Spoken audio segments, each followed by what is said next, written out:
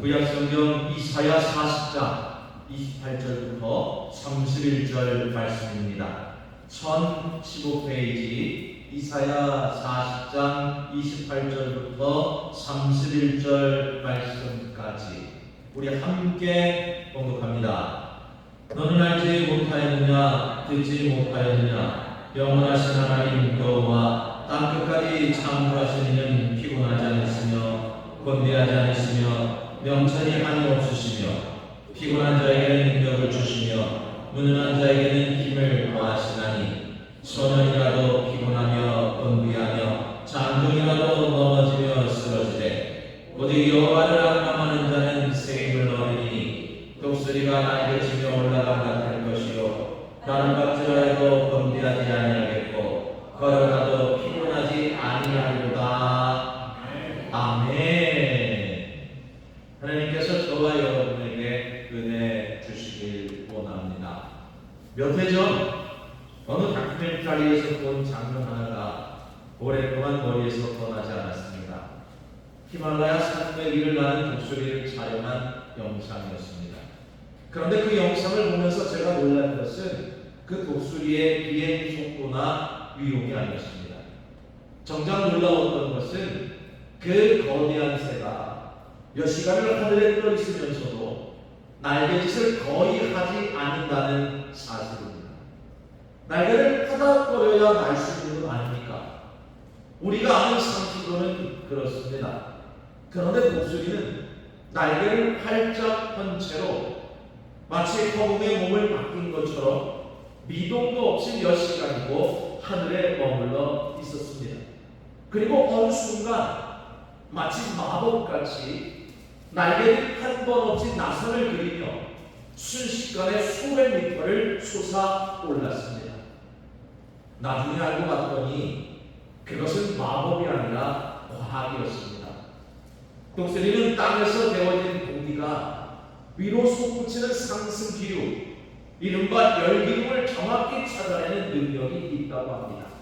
그리고 그 기류를 만나는 순간 독수리는 힘을 쓰는 대신에 몸을 맡기는 겁니다. 자기 힘으로 오르는 것이 아니라 보이지 않는 그 무엇에 쓸려서 오르는 것입니다. 여러분, 제가 오늘 이 이야기로 말씀을 시작하는 이유가 있습니다. 오늘 우리가 함께 은혜나를 본문 바로 이사야 40장에도 이 독수리 이야기가 나오기 때문입니다. 그런데 이 본문을 자세히 들여다보면 한 가지 이상한 점이 있습니다. 마치 앞뒤가 뒤바뀐 것 같은 순서가 나옵니다. 왜 이런 순서입니까? 도대체 무엇이 이상한 겁니까? 무엇이 뒤바뀌어 있다는 겁니까? 그것은 제가 조금 뒤에 다시 말씀드리도록 하겠습니다. 왜냐하면 아이러니하게도 이 이상해 보이는 순서 속에 오늘 우리가 8월을 시작하며 반드시 붙들어야 할 하나님의 놀라운 은혜의 비밀이 숨겨져 있기 때문입니다. 자, 이 비밀을 들기 위해서는 먼저 이사야 40장의 배경을 알아야 합니다. 이 말씀을 듣던 사람들은 바벨론 포로로 끌려간 이스라엘의 백성들이었습니다. 고향을 떠난 지 이미 수십 년, 그들이 태어나서부터 포로 신세였습니다. 성전은 무너졌고 예루살렘은 폐허가 되었고 그들이 알던 세상은 완전히 사라졌습니다. 그 백성들의 속마음이 27절 중반절에 그대로 담겨 있습니다. 한번 들어보십시오. 내 길은 여호와께 숨겨졌으며 내 송사는 내 하나님에게서 벗어난다. 이 말씀을 풀어서 말씀드리면 이런 뜻입니다. 하나님이 나를 잊으셨다. 내가 이렇게 사는 걸 하나님은 모르신다. 아니, 아셔도 관심이 없으신 것 같다. 그런데 보십시오. 이것은 신앙이 없는 사람의 떡들이가 아닙니다. 오랜 세월 하나님을 믿어온 사람들, 조상 대대로 신앙을 이어온 사람들의 입에서 나온 탄식입니다. 저는 이 대목을 보면서 우리 성도님들의 얼굴이 여러 번 스쳐 지나갔습니다. 신앙생활을 수십 년, 30년, 40년 아니면 더 오래 하신 분일수록 이 탄식이 더 깊이 다가올 것이기 때문입니다. 처음 예수를 믿었을 때 그 뜨거움, 눈물로 기도하던 그 열심이 지금도 그대로 남아있다고 자신있게 말씀하실 수 있는 분이 얼마나 되겠습니까? 자녀를 키우고 직장에서 부대끼고 몸은 예전같지 않고 어느새 신앙은 습관이 되어버리고 하나님과의 관계는 형식만 남을 때가 있습니다. 바벨론 포로 백성들의 탄식이 남의 이야기가 아니라는 겁니다. 그런데 여러분 흥미로운 것은 하나님께서 이 탄식에 대해 반박하지 않는다는 이 사실입니다. 아니야, 나는 너를 잊지 않았어. 그렇게 감정적으로 설득하지 않으십니다. 대신 하나님은 선자를 통해 전혀 다른 방식으로 접근하십니다. 그들이 이미 알고 있었지만 잊고 있었던 진리를 선자를 통해서 다시 선포하는 겁니다. 여러분 오늘 말씀 28절을 한번 보십시오. 오늘 말씀 이 28절의 부분을 조금 더 우리가 사용하는 언어로 한번 번역해 보겠습니다. 그렇게도 모른단 말이냐, 그렇게도 알아듣지 못한단 말이냐. 하나님은 왔다 갔다 하는 분이 아니다. 하나님은 언제나 너희와 함께하는 분이다. 그분은 우리 눈에 보이는 모든 것, 상상할 수 있는 모든 것을 지으신 창조자시다. 그분은 지치지도 피곤해하지도 않으신다. 그 모든 것을 속속들이 다 아신다. 보십시오. 지친 것은 백성들이지 하나님이 아니었습니다. 그들이 하나님을 잊었지 하나님이 그들을 잊으신 것은 아니었습니다. 여러분 이 진리가 먼저 선포되어야 그 다음의 이야기가 의미를 가질 수 있는 겁니다. 29절을 보십시오. 29절부터는 본문의 결이 살짝 달라집니다. 하나님이 지치지 않으신다는 선포에 이어서 성경은 뜻밖에도 인간이 지치다는 그 사실을 정죄하지 않습니다. 아니 오히려 아주 담담하게 정직하게 인정합니다. 소년이라도 피곤하며 번비하며 장정이라도 넘어지며 쓰러지네. 여러분 여기 나오는 소년, 장정이라는 단어를 눈여겨보십시오. 히브리 원문에서는 이 단어들을 단순히 어린아이, 장년을 가리키는 것이 아니었습니다. 성경 원문에서 가리키는 소년과 장정은 인생에서 가장 힘이 왕성한 시기의 사람들을 가리키는 표현입니다. 소위 가장 활발하고 가장 기운이 넘치고 가장 자신만만한 나이의 사람들도 결국은 쓰러진다라는 겁니다. 그래서 저는 이 구절이 참 은혜롭다고 생각합니다. 왜냐하면 성경은 우리에게 그러지 마, 지치면 안 돼, 그렇게 명령하지 않기 때문입니다. 많은 이들이 신앙생활 하면서 이런 죄책감에 시달립니다. 나는 왜 이렇게 쉽게 지칠까? 나는 왜 이렇게 믿음이 부족한가? 나는 이렇게 기도를 못하지? 내 기도가 부족한 건 아니야? 그런데 성경은 정반대로 말합니다. 지치는 것은 믿음이 없어서가 아니라 우리가 인간이기 때문입니다. 소년도 지치고 장정도 쓰러집니다. 신앙의 연주가 얼마나 되든 인생의 어느 계절을 지나고 있든 지치는 그 자체는 죄가 아닙니다. 문제는 지친다는 사실이 아니라 지쳤을 때 어디로 향하느냐에 있는 겁니다. 바로 여기서 오늘 본문의 가장 중요한 구절이 등장합니다. 여러분, 오늘 본문 31절을 한번 보십시오. 31절 상반절에 보면 오직 여호와를 앙망하는 자는 새 힘을 얻는다라고 말합니다. 우리가 익히 많이 들어봤던 구절입니다. 이 중요한 구절에 나오는 앙망한다라는 표현을 한번 보십시오. 이 앙망한다는 표현은 우리에게 너무 익숙합니다. 그래서 익숙하게 지나칩니다. 그저 바라본다, 기대한다 정도로 생각하기 쉽습니다. 하지만 히브리 원문을 살펴보면 이 단어의 무게는 완전히 달라집니다.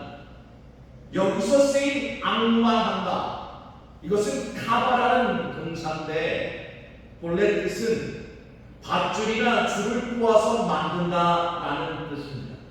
그러니까 여러 가닥의 실을 팽팽하게 남겨서 하나의 밧줄로 엮어가는 그 동작, 바로 그것이 앙망한다는 단어의 원래 의미입니다. 여러분 생각해 보십시오. 밧줄이 힘을 발휘하는 때는 언제입니까? 느슨하게 풀릴 때가 아니라 팽팽하게 당겨 있을 때입니다. 다음 그림을 한번 보십시오. 이겁니다. 배를 항구에 묶어두는 밧줄이 힘없이 늘어져 있으면 배는 파도에 넘겨갑니다. 그런데 저 그림처럼 아무리 폭풍우가 몰아쳐도 밧줄이 팽팽하게 당겨져 있으면 아무리 거센 파도가 와도 배는 제자리를 지키는 겁니다. 앙망한다, 그게 바로 그런 뜻입니다. 그냥 막연히 하나님을 바라보는 것이 아니라 온 존재를 다해 팽팽하게 단단하게 하나님을 붙드는 겁니다. 우리가 흔들릴 때 우리를 붙잡아주는 것은 우리 자신의 의지력이 아니라 하나님과 나 사이에 팽팽하게 담겨진 그 관계입니다. 물론 여기서 아주 중요한 오해 하나를 짚고 넘어가야 합니다. 우리는 힘을 얻는 것을 이렇게 생각합니다. 더 열심히 하면, 이를 악물면, 더 던지면 힘이 생길 것이라고 말합니다. 그러나 오늘 성경이 말하는 새 힘은 그런 방식으로 오지 않습니다. 힘은 내 안에서 짜는 것이 아니라 내 밖에서, 정확히 말하면 내 위, 곧 하나님에게서 오는 겁니다. 처음 말씀드린 독수리 이야기를 다시 떠올려 보십시오. 독수리가 갑자기 하늘 높이 오르는 것은 자기 날개의 힘이 아니라 그 아래 흐르는 보이지 않는 상승기류 덕분이었습니다. 앙망한다, 이겁니다. 바로 그 기류를 찾아 몸을 맡기는 것과 같습니다. 자, 그럼 여러분, 제가 처음 설교를 시작하면서 여러분에게 드렸던 그 궁금증, 왜 이 부분 성경이 마치 순서를 뒤바꾼 것처럼 기록하고 있느냐고 물었습니다. 사실 바로 이 의외의 순서 속에 오늘 하나님께서 우리에게 들려주시는 아주 중요한 메시지가 담겨있기 때문입니다. 자, 그렇다면 여러분, 오늘 말씀 31절을 우리 다같이 다시 한번 읽어보겠습니다.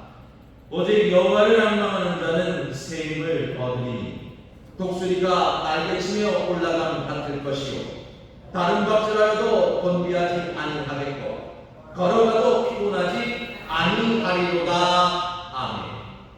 여러분, 이 31절에는 세 가지 동작이 나옵니다. 나는 것, 달리는 것, 걷는 것, 세 가지입니다. 그런데 순서를 보십시오. 가장 어려운 것처럼 보이는 난다가 맨 앞에 나오고 가장 쉬워 보이는 걷는다가 맨 나중에 나옵니다. 우리 생각으로는 순서가 거꾸로 된 것 같지 않습니까? 걷는 것부터 시작해서 달리고 마지막에 나는 것이 순서 아니겠습니까? 혹시 성경 번역성의 실수입니까? 아닙니다. 이것이 실수가 아니라는 것을 성경을 오래 묵상해온 학자들은 한 목소리로 이야기합니다. 난다, 뛰다, 걷다. 이 순서는 의도적입니다. 그리고 바로 이 순서 속에 오늘 본문 전체의 비밀이 담겨져 있는 겁니다. 왜 하나님께서는 걷는다가 아니라 난다를 가장 먼저 말씀하시는 겁니까? 그 이유는 하나님께서 우리의 신앙을 단순히 공적의 순서로 말씀하는 것이 아니라 신앙의 여정과 삶의 흐름으로 말씀하고 계시는 것입니다. 자, 여러분 이제 생각해 보십시오. 우리 신앙에도 유난히 뜨겁고 감격스러운 순간들이 있었습니다. 말씀을 통해 큰 은혜를 받을 때가 있었습니다. 기도에 놀라운 응답을 경험할 때도 있었습니다. 부흥이나 수련회에서 눈물로 회개하며 하나님을 깊이 만나는 순간도 있었습니다. 그때 우리는 마치 독수리가 하늘 높이 비상하듯 영혼이 솟구치는 은혜를 경험합니다. 가슴이 뜨거워지고 세상을 다 얻은 것 같은 감격이 밀려옵니다. 그런데 여러분, 오히려 그런 순간은 신앙생활에서 가장 쉬운 순간입니다. 왜냐하면 그때는 하나님의 은혜가 우리를 밀어 올리기 때문에. 문제는 그 다음입니다. 그 화려한 비상의 시간이 지나가면 우리 앞에는 다시 현실이라는 시간이 펼쳐집니다. 오늘 본문의 표현대로 말하면 이제 달리는 시간이 시작되는 겁니다. 바쁘고 정신없고 그래도 여전히 열심을 낼 힘이 남아있는 그 시간 말입니다. 그리고 마지막으로 가장 오랫동안 우리 앞에 놓인 시간이 있습니다. 바로 걷는 시간입니다.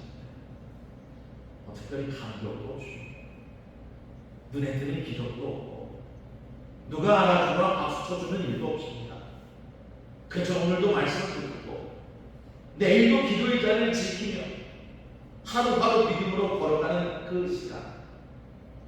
몸은 예전 같지만 환경도 크게 달라진 것이 없지만 그럼에도 묵묵히 예배의 자리를 지키고 가정부에 기도하며 주님과 함께 한 걸음씩 걸어가는 그 시간 말입니다. 사실 우리의 시간은 대부분 이 걷는 시간으로 채워져 있습니다. 그래서 이 걷는 시간이 인생에서 가장 긴 시간이고 가장 지치기 쉬운 시간이기도 합니다. 그렇기 때문에 성경은 바로 이 걷는 시간을 마지막에 남겨둔 겁니다. 결국 신앙의 진짜 승부는 화려하게 날아오는 순간이 아니라 평범한 하루를 끝까지 믿음으로 걸어내는 데 있기 때문입니다. 그래서 오늘 본문이 말하는 진짜 기적은 하늘을 나는 것이 아닙니다. 곤비하지 않고 계속 걸어가는 것, 피곤해도 다시 일어나 걸어가는 것, 넘어질 것 같아도 하나님을 붙들고 한 걸음 더 내딛는 것이 바로 진정한 기적입니다. 그리고 그것이 하나님께서 우리에게 허락하시는 참된 기적이고 소위 새 힘을 얻은 사람의 삶인 것입니다. 자, 이제 말씀을 정리하면서 오늘 서두에 던졌던 그 질문에 답할 시간입니다. 독수리가 날개들 없이 하늘에 올 수 있었던 비밀이 무엇이었습니까? 자기 힘이 아니라 보이지 않는 기회에 온전히 몸을 맡겼기 때문입니다. 그리고 몸이 나는 것, 달리는 것, 걷는 것의 순서를 뒤바꿔 놓은 이유가 무엇입니까? 그렇습니다. 우리 인생에서 진짜 승부는 화려한 순간이 아니라 아무도 봐주지 않은 평범한 하루하루의 걸음에서 결정되기 때문입니다. 성도 여러분, 우리는 지금 한 해의 절반을 지나 8월의 첫 주를 맞이하고 있습니다. 어떤 분은 상반기 동안 뜨겁게 안망하며 은혜의 길을 타고 날아오르셨을 겁니다. 또 어떤 분은 입이 지쳐서 걷는 것조차 버거운 걸음으로 여기까지 오셨을 겁니다. 어느 쪽에 계시든 오늘 본문이 우리에게 주는 메시지는 하나입니다. 하나님은 지지자입니다. 그리고 그 하나님을 팽팽하게 붙드는 사람에게는 화려한 비상은 아니어도 곤비하지 않는 걸음은 허락된다는 겁니다. 남은 8월의 날들, 그리고 남은 한 해의 날들을 우리 자신의 의지력으로 버티려 하지 마십시오. 대신 밧줄을 팽팽하게 당기듯 온 존재로 하나님을 부르시기를 바랍니다. 날마다 말씀 앞에서 기도의 자리에서 다시 한번 그 길을 찾으시기를 바랍니다. 독수리는 자기 날개를 자랑하지 않습니다. 그저 바람의 몸을 맡길 뿐입니다. 오늘 우리에게 필요한 것은 그겁니다. 내 힘을 자랑하는 신앙이 아니라 하나님이란 바람에 나를 온전히 맡기는 그 신앙 말입니다. 그 바람이 우리를 붙드는 한 소년도 지치고 장정도 쓰러지는 이 세상에서 우리는 곤비치 않을 것이고 넘어지지 않을 것이고 쓰러지지 않음을 믿습니다. 한 해의 절반을 지치게 걸어오신 여러분, 오늘 이 순간부터 다시 악락하십시오. 하나님과의 관계를 다시 팽팽하게 유지하십시오. 하나님은 어제도 피곤치 않으셨고 오늘도 곤비하지 않으시며 남은 8월 모든 날도 여러분을 부르실 줄 믿습니다. 그 크신 손이 우리의 걸음과 우리의 가정 그리고 우리의 남은 인생을 끝까지 붙드시기를 주의 이름으로 축원합니다.